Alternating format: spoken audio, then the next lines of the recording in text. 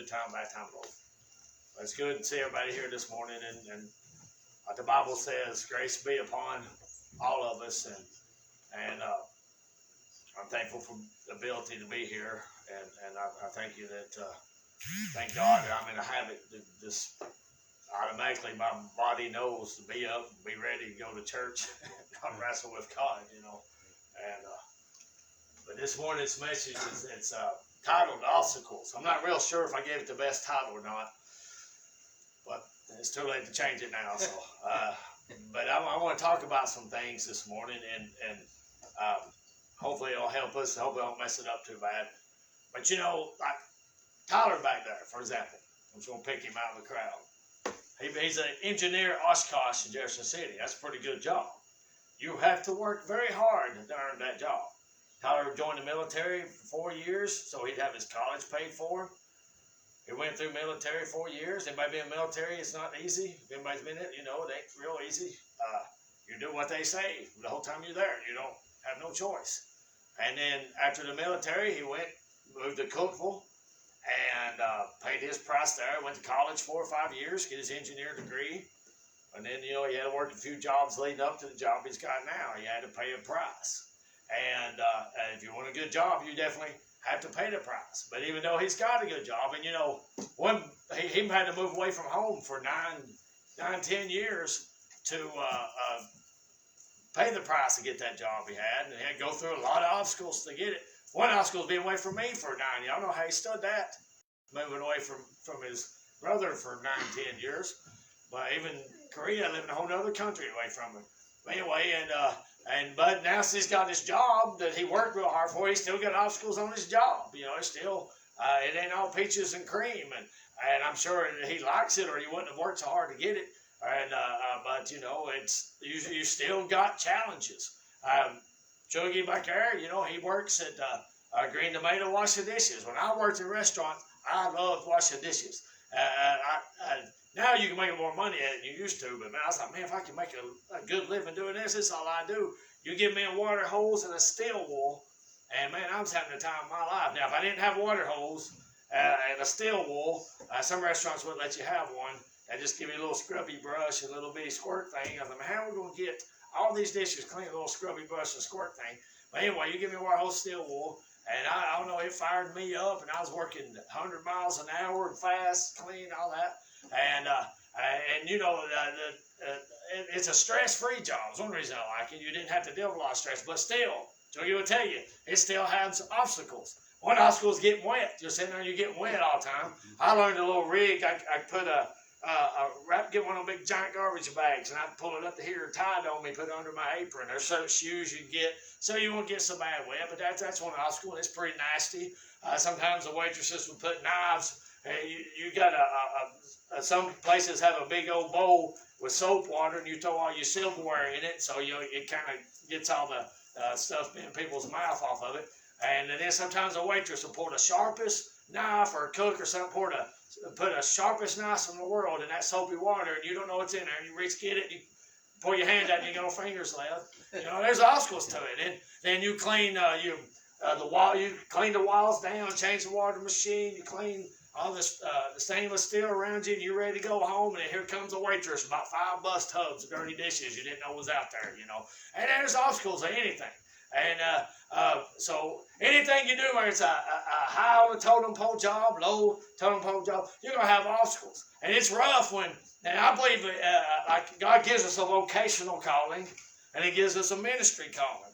And I believe if you're out of your vocation calling, you're going to hate every job you have until you find the one God's set up for you. And it don't have to be a fancy job. God might not want you to, God might have you working a low-end job the rest of your life. Or He might have you working a real stressful job. Usually the stressful jobs pay more money. It's hard to get a good job that's not stressful. Don't take a lot out of you that pays really, really good. But anyway, we'll go ahead and read a scripture here. And it says, whatsoever thy hand findeth to do. This all the way back in Ecclesiastes. Now, they believe Solomon wrote Ecclesiastes, and it comes before the book of Solomon. And this little jewel right here is located in Ecclesiastes chapter 9. So whatsoever thy hand findeth to do, do it with thy might. For there's no work, nor device, nor knowledge, nor wisdom in the grave where there are goals. So it's telling you right here, whatever God has given you to do, whatever you find to do. And I ain't talking about video games like, oh man, I'm finding video game to do. I'm going to do it with all my might. It ain't talking about get on TikTok, Facebook. Oh, I'm going to get on the phone and give it all my mind. It's talking about good things, productive things. Because you can't do productive things once you're out of here. Now, once you die, you're not in a grave asleep or nothing. But just saying, your work here is done. So you can't come up from the grave and finish. Oh, I didn't get enough done. I mean, I didn't accomplish what I was put on earth to do. So, well, it's too late. You're in the grave now. Once you're in the grave, it's too late. That's what it's saying. So what God calls you to do in your vocational calling, give it all you might. Give it all you got. What He calls you to do in your ministry calling, give it all you got. Life's too short to not be doing what you're supposed to do, but it's too long to be miserable too. And I believe if you're doing what you're supposed to do, despite the obstacles that come your way, and trust me, there's some rough ones will come. Right now I sell stuff for a living. There's obstacles. It's not that bad. The more I put into it, the more obstacles I face. You have to deal with people trying to rip you off sometimes, and sometimes you go through a spell where you're not selling nothing when you need money, and you go kind of broke and all that. You never know how much you're going to make for 1 week's next. I might make $100 this week and $1,000 next week. I don't know. And that's some of the obstacles it has, but I'm meant to do it. And people's told me, ain't no way in the world I can live not knowing how much money I'm going to make one day next. Well, that's because it ain't for you. It's for me. And my ministry calling is to teach the Bible, preach the Bible, have this church and all that. Trust me, there's a lot of obstacles in that. But it don't bother me because I'm doing what I'm supposed to be doing. Now, if I was doing something I wasn't supposed to be doing and had to face all this stuff, you know what? A miserable life. Horrible, miserable life. It don't matter what you do. You can just sit at home and be a couch potato. You're going to have obstacles. Your body's going to get start gaining weight. You're going to get sore. You're going to be bored, and you're just going to, I don't know, it's just, there's obstacles and no matter what we face. That's life. Obstacles is life. So you might as well be doing what you're supposed to be doing. Whatever your hands find to do it with all you might. And let's get on with it. So, Matthew 24 said, "For the kingdom of heaven is as a man traveling to a far country, who called his own servants and delivered him his goods. And to one he gave 5 talents, another 2, and another one, to every man according to his several ability, and straightway he took his journey. Then he received 5 talents, went and traded the same, and made with them other 5 talents. And likewise he had received 2, he also gained the other 2. Now talents used to mean money, but we, because of this parable right here in the English language, they call it gift. Like I'm gifted. One of my talents is putting puzzles together. I don't know why. I'm just really good at putting puzzles together. Not one benefit in the world I get from being able to put puzzles together, so I'm wasting time. I try not to keep them out too much because I keep one out. My house ain't getting clean. My kids ain't getting fed or nothing because I get caught up in that puzzle. But that's really a gift. The talent was money. This means money, but we also translate it and meaning a gift too, and that's true. And this is, God gives us gifts. God gives us stuff to do. We're supposed to do what God gives it to us for. And for example, I know when I say this word, all my friends tell me not to talk about it. My family rolls their eyes. The breath they just drop when I bring it up. But I used to run a wrestling business. I liked it. I had passion for it. I had a TV show, went to 27 counties for almost a year. I paid a price to do that.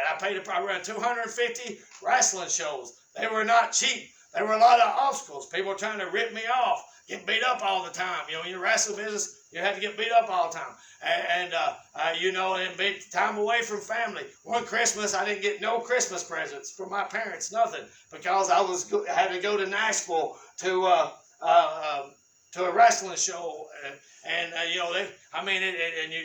you lose money all the time. There's just obstacle after obstacle after obstacle. Wrestlers hitting on wrestlers hitting on my wife all the time and stuff like that. People going behind your back and competition.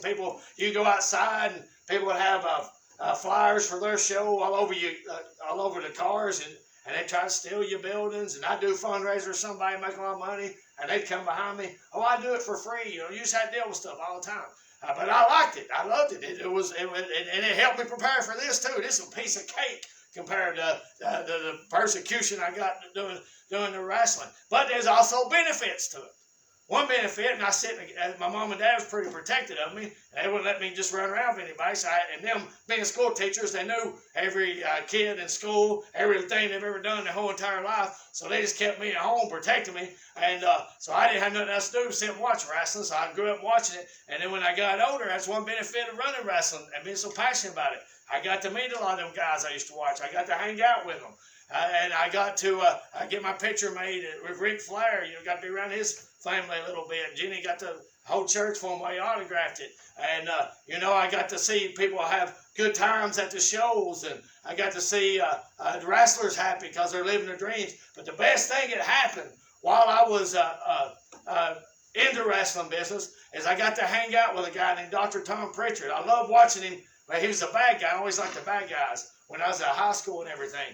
And then I never really knew what happened to him, but he went behind the scenes in WWE wrestling. Now, listen, WWE has a great big thing to do with the culture of the United States of America. A lot of people love it, whether you like it or not. I don't even watch it, but I ain't watched it a long time. But a lot of people love it. But he was behind the scenes. He was the talent scout.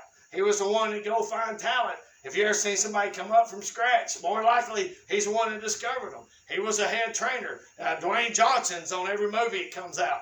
He trained him to wrestle. He even trained Vince McMahon how to wrestle. He trained Kurt Angle and all them guys. And he was the guy that would tell wrestlers before they'd go out, say, hey, when you get out there, do this, do that, finish it like this and that. And he was just around all that great talent. I mean, those of you like baseball, imagine somebody that's a talent scout for the Atlanta Braves. Now you're getting to be around them. And if you like basketball, imagine somebody that's a talent scout and trainer for Chicago Bulls, and now you're around them. So that's the way I felt. But I got to listen to so much wisdom. And he said, all the time, people would come up to him and say, Dr. Tom, what do I have to do to make it? To be a professional, to be a famous wrestler? And he said, well, one, you need to get out of the T-shirt, get you some good gear, start working out. That person just, I ain't doing that. Well, you won't make it. And the next person, he's like, you need to quit becoming an alcoholic and drug addict because these people ain't going to put up with it when you get up to big time. I ain't giving up being an alcoholic drug addict. Well, you won't make it. And it's just constantly, every day. He's like, man, he said they come to me all the time, but they won't listen to me. They want advice. I give it to them. They don't want to hear it. And they're not going to make it. And we had one or two wrestlers I was around listen to every word he said. One guy's 260 pounds, 6'6". He told the guy, said, if you want to make it, get a six-pack. Guy come back, a couple weeks, had a six-pack. I'm talking about, and he told him, well, you got to get good gear. He went out and bought like $500 boots, $200 trunks, tights, stayed tan, worked out. Guy had a great job. He was making all kinds of money. He gave all that up to go train where they sent him to train. He ended up making it. And he got his neck broke before the world found out about him. They still wrestled in coliseums and all that stuff. And I was around the guy from day one pretty much. And because he did what he was told to do. I said all that to say this. We keep making up excuses. We're not going to get there. God tells us, hey, you need to fast and pray more if you want to see more miracles.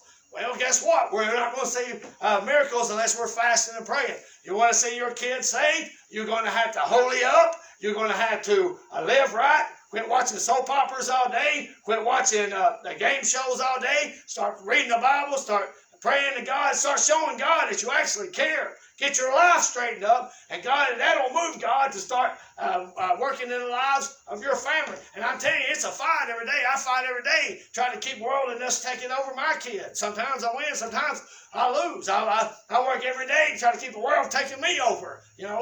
Sometimes I win, sometimes I lose. But I tell you, if I want to make it where I want to be at with God, if I want to get close to God, I have to do what He says. And there's going to be obstacles, of course. 18, but he that received one went dig it in the earth and hid his Lord's money. After a long time, the Lord, those servants come and reckon with them. So he that received 5 talents came and brought other 5 talents, saying, Lord, thou deliverest me 5 talents. Behold, I have gained besides them 5 talents more. So his servant gave him 5 talents, and he traded, and he bargained, and he dealt, and he worked, and guess what? He doubled it. He doubled that 5 talents. And his Lord said, well done, thou good and faithful servant. Thou hast been faithful on a few things, I'll make you ruler over many things. Enter into the joy of the Lord. So there's joy in the Lord doing what you're supposed to be doing. I'm happier now. And man, I'm telling you, I'm doing a horrible job at being a pastor, running a church, being a minister and all that. But I am putting time into it. I am putting effort, not as much as I'd like to, but I'm happier than I've ever been in my life. And you look, people look at me and say, man, well, some people text me and say, I can tell you're really blessed. I wish I was like you. Some people might say, man, they ain't know about you that I want to be like. But I said, Christians still have fun. We've been having birthday parties. We party hard. We don't need drugs. We don't need alcohol. We have good birthday cakes. We have good presents. We have good fellowship. We have good time. We don't need all this worldly junk to have a good time. And really, you have better time without it. We ain't worried about hangovers and going broke and stuff like that. We enjoy our time together. We enjoy getting around each other and not gossiping too bad. We enjoy being around each other and not fighting and fussing and all that, And I tell you, our family's a lot stronger since we all have been coming to church and living our life for God. There's been a whole lot less arguments, a whole lot less fights, a whole lot more great things, a lot more happiness, a whole lot more joy, a whole lot less trouble since we've all been at least trying to live for God. And I also have seen 2 talents came and said, Lord, thou delivers unto me 2 talents. Behold, I have gained 2 other talents besides them. His Lord said, well done, good and faithful servant. Thou hast been faithful over a few things. I will make thee ruler over many things. Enter thou to the joy of the Lord. Then he which received the 1 talent came and said, Lord, I knew thou art a hard man, reaping where thou hast not sown, gathering where thou hast not straw. Now you're going to hear 90% of the church today now, where we're getting ready to read about 90% of the church, read all the excuses that this guy had. The master wasn't that bad. The master rewarded everybody that took their talent and made something with their talent. He rewarded everybody in the presence and joy of the Lord, those that took what he gave them and done something with it. But this guy didn't want to do nothing with it. This guy's lazy. This guy was told by some preacher, as long as he said a prayer and he's 7-year-old, he didn't have to do nothing the rest of his whole life. And I was afraid, and went and hid thy talent in the earth. Lo, thou hast what is thine. And his Lord answered and said to them, what color is this letters right here? They're red. Now, whenever you see red letters up there, that is Jesus speaking. When Jesus speaks, you better be listening. What I have to say this morning is important, but I'll never be able to say anything that's important is what Jesus Christ said. He is the one that created the world. He is the one that created us. He is the one that holds salvation in his hands. He's the one that the Bible says it casts people into hell. Don't fear those that can kill the body. Fear those that cast a body and soul into hell. You need to fear God today. We all need to fear God. But this servant right here, he didn't fear his master too bad. He's going to make up excuses, and he's going to bury his talent, not do nothing with it. And his Lord answered and said, thou wicked and slothful servant, thou knewest I reap where I sow not, gather where I have not straw. Thou oughtest therefore to have put my money to the exchangers, and then my coming I shall receive my own with usury. Take therefore the talent from him, and give it to David that had 10 talents.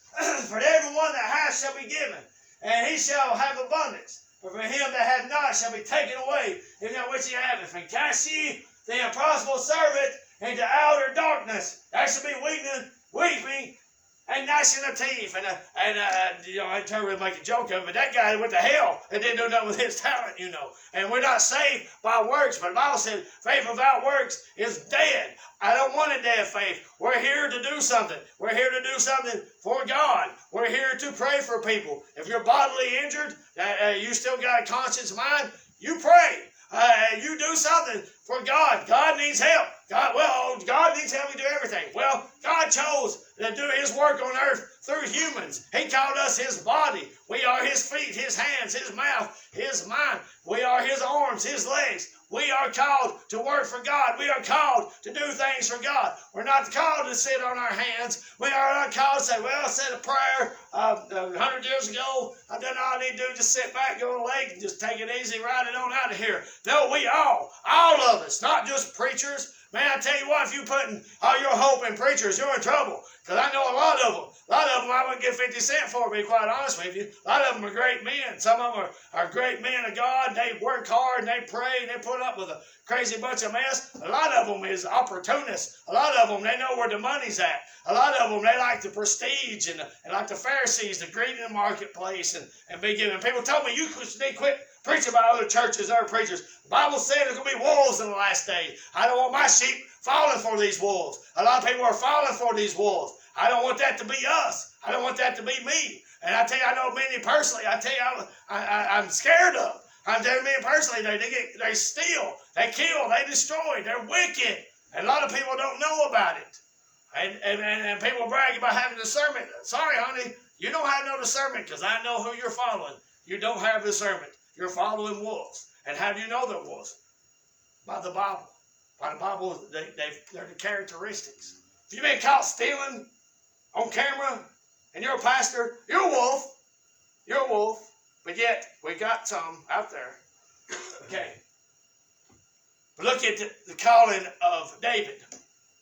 Oh, no, let's start with Moses, Abraham first. The father of faith, Abraham. God called him, gave him a calling. Said, you're going to be a father of many nations. If God told me that, I'd be like, yeah, that sounds like a pretty good calling. And then look at Abraham, look at all the obstacles he faced. He had to leave his home. When he sinned, even though he had a great calling, God punished him greatly, just like he will us.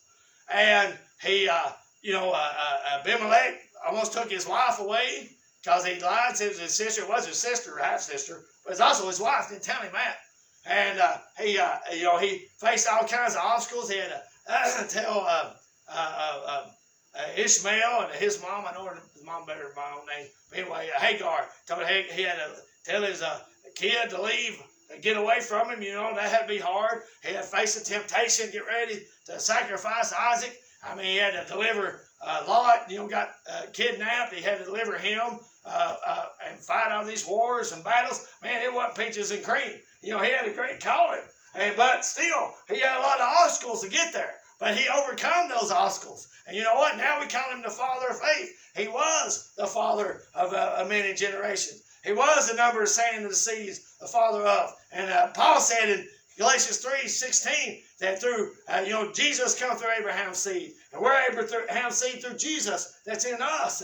We're talking about him now, thousands of years later after his life. Because he overcome the obstacles. He did what he's called to do. Now, if he didn't do what he's called to do, we wouldn't know who he is now. We'll be talking about that. Look at Moses. Moses was called to deliver the children of Israel from the Egyptians. And Bible says in Deuteronomy that the reason God delivered them because he loved their forefathers. We want our kids blessed. We better get God's favor now. And so Moses came. God said, hey, I'm going to use you to deliver the children of Israel. Take them to the promised land. God told me that. I'd be like, yeah, that's a great calling. But look at all the misery he faced. He goes up, makes a fast 40 days. He goes up onto the mountain, gets our 10 commandments that we post all over the world. And guess what? Comes back and they're worshiping a cow. They're worshiping a cow, a golden cow. And they had to put up with murmuring, complaining. People just wasn't happy. And he watched the earth open up and swallow people. And God had to kill people for fornication and murmuring and all that. And he had to sit there and deal with problems all day, every day. And he went through more in a day. Most of us would go through them 10 lifetimes. But he overcome those obstacles and lived his calling. Now we're talking about him thousands of years later. Because of him, we have Jesus' Leviticus, Number, and Deuteronomy, and perfect shape because of him, And he did great things for us. He delivered the children of Israel. He kept them from getting killed by the plagues and all that. God parted the Red Sea for him. And there were many battles and everything. Because of him, eventually got to the promised land. He didn't get to go. God punished him for his sins, just like he'll punish everybody for their sins. Nobody gets a free ride here. Nobody gets an exemption. But we're looking at the great things he accomplished, overcoming the obstacles. Real quick, David, Saul told him he's going to be king. Man, I don't know about you. If I was told that, I'd be shouting and jumping and joy. But it sure didn't. But no, bed of roses for him. Saul tried to kill him, I think, 20-something times, like 21 times. Saul tried to kill him, the current king of Israel. And he had a wife that gave him trouble, that's Saul's daughter. I mean, he just had trouble after trouble. Now, a lot of it he brought on himself with Bathsheba and Absalom and all that come for him messing around with Bathsheba and having Uriah killed. But still, he overcame it all. And he's called a man after God's own heart. We talk about him today. You can't open up a kid's Bible. Picture him killing Goliath. And we use that story, and you know, we're the underdogs, the David and Goliath story. No matter, secular people use that. Worldly people use that story from David, because he overcome his obstacles. We know who he is today, Paul the Apostle.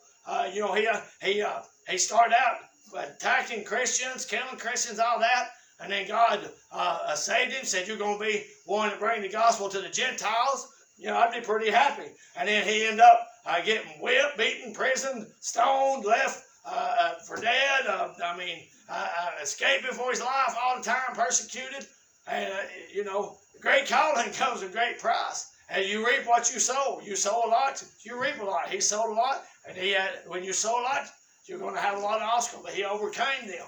Thank God he overcame them. More than anybody on this planet, Paul has helped me. From the grave, Paul's helped my life more than anybody that's alive right now. From the grave, because he put so much into his calling. Last verse right here. But without faith it is impossible to please him. For he that cometh to God must believe that he is, and he is a rewarder of them that diligently seek him. Now just I know nobody come here this morning to hear about me, but just give you tell you my testimony a little bit real quick. You know, God had helped me as an 18-year-old to start preaching. I remember it took me about a year after I was called to preach. I got to preach my first sermon. I listened to Jesse Plantis every day at that time, you know, so I got up there pretty much done a comedy show, and it went okay. But, you know, I just kind of fizzled out, you know, didn't really jump at my calling. First thing that popped in my mind every day and I wake up, you're supposed to be preaching. Before I go to bed every night, last thought, you're supposed to be preaching. It stayed on me like crazy. So when Chuggies was being born, I didn't want Chuggy to get cursed for me not being obedient. I started preaching again. And I remember my first sermon, I was on a diet. I hadn't ate any kind of sugar, processed sugar, or fried foods for a year. And boy, I was proud of that, and I was pumped up about that. And I didn't get sick either. I mean, it is a real good, healthy thing. I ate fruit and all that. But I remember I got up there and preached on sugar. And we shouldn't eat processed sugar. The weirdest message in the world. You remember that? And this woman was a diabetic, and she just looking at me like this the whole time. And she was pouring Mountain Dew out and drinking it and putting it back in her. And she chewed me out after that. And her diabetic drinking Mountain Dew, not Diet Mountain Dew. She chewed me out. It was the weirdest message. But I preached a little while, done a little bit, and I kind of fizzled out again. And then I come back a couple of years ago, and my first sermon was about how people around here, they didn't put up with it if you was on disability and you could work, and the mailman throw you trash, your disability check, the trash and all that. Man, it flopped. It was horrible. People thought I was saying their Social Security checks being in the trash. They'd take me right into the awful. It was a mess. I said, God, you deal with me every day. You call me to preach, and I can't preach worth a lick. So I just ain't that good at it. I get up there, can't think nothing to say. I was preaching at Victory a few times on Wednesday nights, and the pastor would not preach on Wednesdays. He said, I got young preachers here. They're going to get to preach.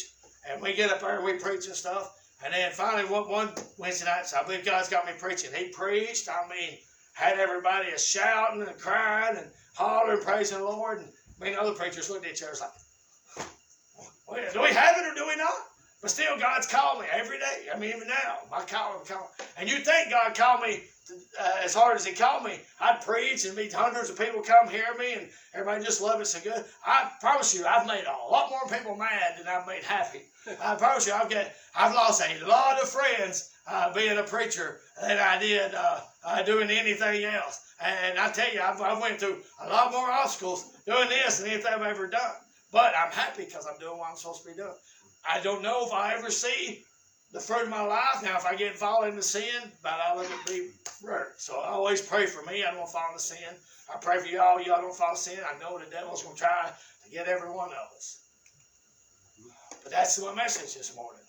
I hope it helps people. I know I ain't no Billy Graham preacher or nothing, but I'm called to do this. So, and God's called y'all to be here, so you just have to suffer with it, with me. So, but I'll open up the floor if anybody's got anything to say.